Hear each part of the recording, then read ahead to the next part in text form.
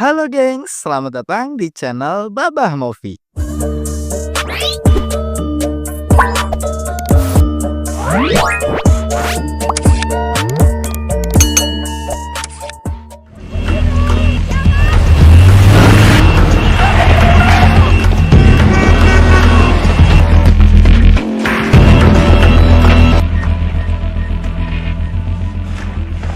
Things have changed. What's changed? Locke has my father. Well, if you had You know what? You guys are so full of shit. You blackmail me. You beat the shit out of me. you understand me? I'm not doing shit. Okay, I'm sorry, but I don't have time to fucking play block a piece of evidence that'll hold up in court.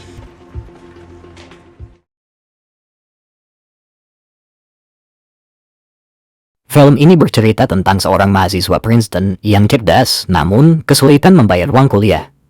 Untuk mencari dana, Richie bermain poker online, namun kehilangan semua uangnya karena kecurangan dalam sistem permainan.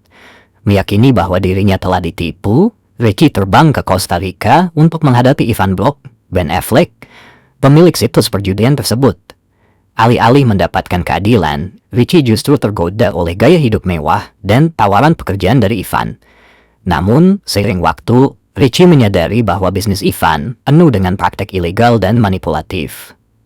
Situasi semakin rumit ketika agen FBI Eric Shavers, Anthony Mackie, memaksa Richie untuk bekerja sama dalam menjatuhkan Ivan. Film ini menggambarkan bagaimana ambisi dan godaan kekuasaan dapat menjerumuskan seseorang ke dalam dunia yang penuh bahaya dan pengkhianatan. Kisah ini berfokus pada seorang mahasiswa miskin namun sangat cerdas di Princeton University bernama Rick. Karena dia miskin, Rick mencari nafkah dengan menjadi seorang affiliate di salah satu situs judi online. Used it. Lost. That's it.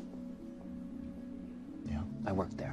1 year away from becoming a poor photo detector down. Ternyata, tidak hanya Rick dan mahasiswa Princeton saja yang bermain judi. Karena pada kenyataannya, setiap mahasiswa yang ada di Amerika terjebak dengan permainan itu. To gamble for your tuition money? Well, it's not like this is my shop, okay? And statistically, the wajah just raise. Non-ablated game theory is the something yang saking sudah menjamurnya permainan tersebut, acara televisi sampai menjadikannya berita utama, saking mirisnya nasib mereka yang akan dipimpin oleh para pecandu judi di masa depan.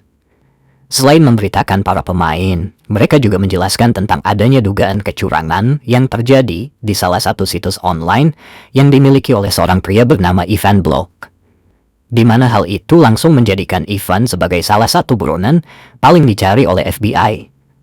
Suatu hari, Rick dipanggil oleh rektornya untuk mendiskusikan sesuatu, di mana si rektor, yang juga membawa salah satu mahasiswanya, pun segera meminta Rick untuk menghentikan pekerjaannya sebagai afiliator, di mana si mahasiswa yang rektor bawa adalah salah satu korban yang sudah Rick dirumuskan pada dunia perjudian. Setelah mahasiswa itu pergi, si rektor yang tahu jika Rick adalah orang yang cerdas pun memintanya untuk kembali ke jalan yang benar. Karena jika tidak, besar kemungkinan dia akan dikeluarkan dari kampus. Di mana Rick menolak untuk melakukan hal itu. Karena pada kenyataannya, hanya itulah satu-satunya cara agar Rick bisa bertahan hidup dan membayar biaya kuliahnya. Stolen anything, forgone.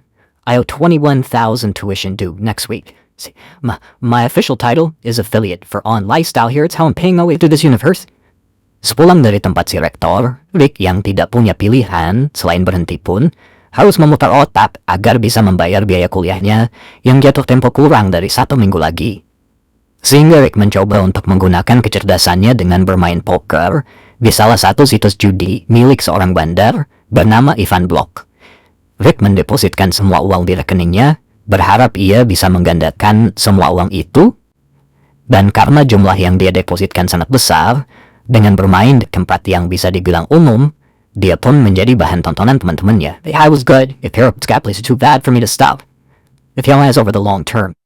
Namun, entah apa yang terjadi, Rick tidak pernah sekalipun memenangkan permainan dan menganggap jika dia telah dicurangi oleh sistem. Dengan data dari permainannya, Rick pun segera menemui salah satu sahabatnya yang bekerja di salah satu kasino tak jauh dari lokasinya saat ini. Di mana si teman yang melihat hal itu juga beranggapan sama jika selama permainan Rick sudah dicurangi oleh pemilik situs itu sendiri. Selanjutnya, Rick pergi menemui ayahnya yang merupakan seorang veteran di bidang judi.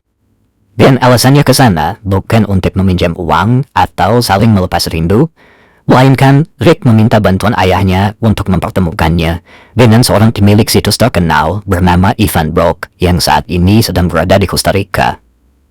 Tanpa mendapat bantuan dari ayahnya, Rick memilih untuk pergi sendiri tanpa membawa informasi apapun terkait sosok Ivan ini.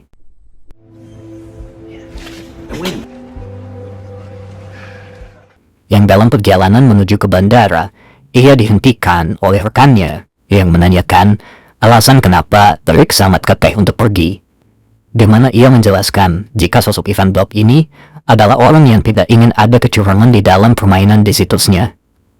Sehingga Rick yang tahu jika Ivan adalah orang yang seperti itu pun memutuskan untuk menemuinya secara langsung.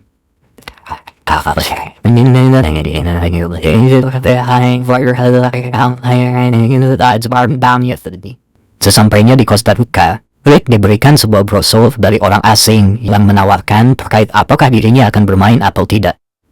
Dan setelah membaca nama situs di brosur tersebut, Rick langsung mengaku jika dia adalah orang yang mempromosikan situsnya di Amerika.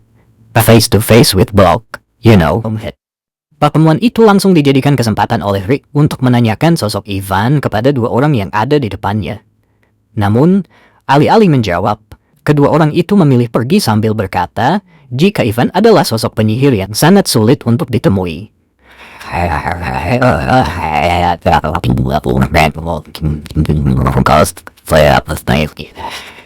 Rick melanjutkan perjalanannya dengan mencari hotel murah di kawasan yang cukup sederhana. Kemudian, melumpurkan tulisan dengan sebuah cairan yang entah apa itu namanya, dan langsung menjemurnya ketika tulisan sudah benar-benar menghilang.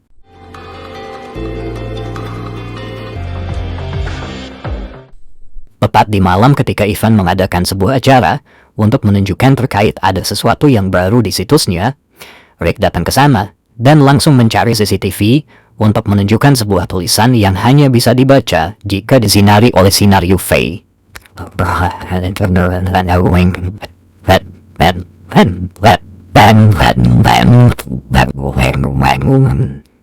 Tak lama setelah itu, Rick bertemu Ivan yang ternyata Ivan melihat aksi yang Rick lakukan.